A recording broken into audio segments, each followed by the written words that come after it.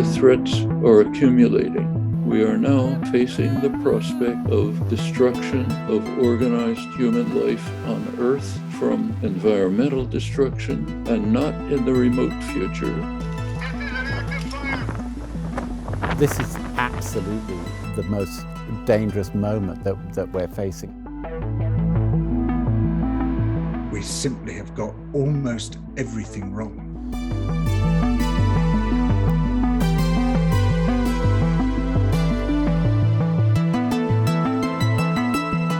So 30 years ago, all the world's governments talked about climate and biodiversity and poverty as the three big things that they had to solve and act with urgency on. Now, in those 30 years, more climate change emissions have been pumped into the atmosphere than the entire preceding sweep of human history.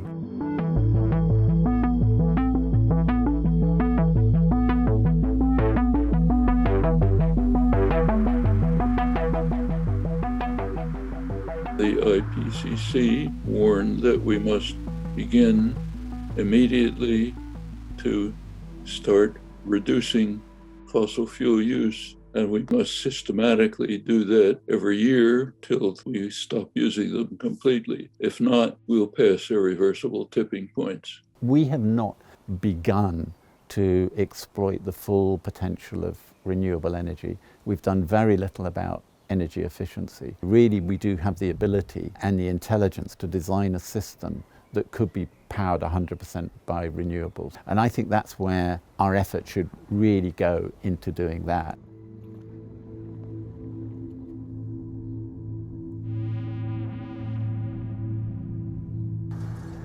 You build a nuclear power station and you'll get energy from it for about, say, 50 years. For that nuclear waste to become completely inert takes nearly 1 million years. That's 4 times longer than humans have been on this planet. So anybody in the future looking back will think they got energy for 50 years and then they left a waste problem for 1 million years. I don't think that's a definition of sustainability.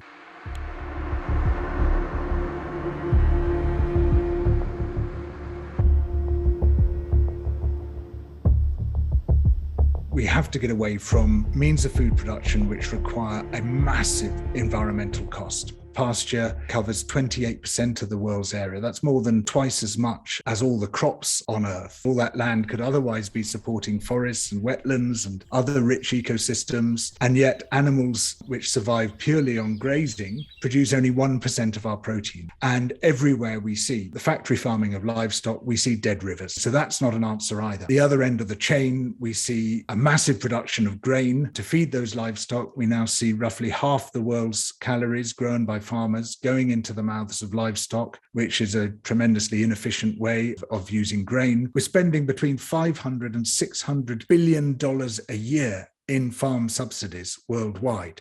And to put that into perspective, the world has totally failed the rich nations to meet their pledge to spend $100 billion a year on climate finance. In the Common Agricultural Policy, it insists that wildlife habitat is destroyed. If you want to receive your basic payment, the land has to be in what's called agricultural condition. And I've seen, for instance, in Transylvania, stunning wood pastures, these unbelievably beautiful and rich wildlife habitats full of birds and mammals, reptiles, insects of all species being ripped down purely in order to harvest European subsidies, because if that land has those ineligible features on it, you can't claim subsidies on it. We are rapidly increasing the threat of nuclear war. Over 1/3 of Americans say in polls that they are willing to engage in U.S. military action in Ukraine, even if it's likely to lead to nuclear war. With British cooperation, the United States is sending Australia a fleet of nuclear submarines to patrol the seas off China's coast. China has nothing remotely like them. They're still using the 1970s diesel-powered submarines. They're facing advanced missiles, nuclear submarines, which are advertised publicly as being able to enter Chinese ports silently and to attack any Chinese city. Meanwhile, the United States is upgrading its own nuclear submarine force. The current ones aren't powerful enough, the Trident submarines. They're only powerful enough so that one submarine with Trident missiles can destroy almost 200 cities anywhere in the world. There are lots of major economies around the world that don't have nuclear weapons, and there are lots of major economies around the world that have decided not to pursue nuclear weapons. Either everyone has them or no one has them. No one having them, I agree, is a difficult thing, and it's going to take time. But I really do think that we should start that process. People talk about it in terms of being a deterrence, but my concern is mistakes. And when you're looking at the high stakes you're now playing with Russia, the more people and the more countries that have nuclear weapons, the more likely there is that mistakes are going to happen.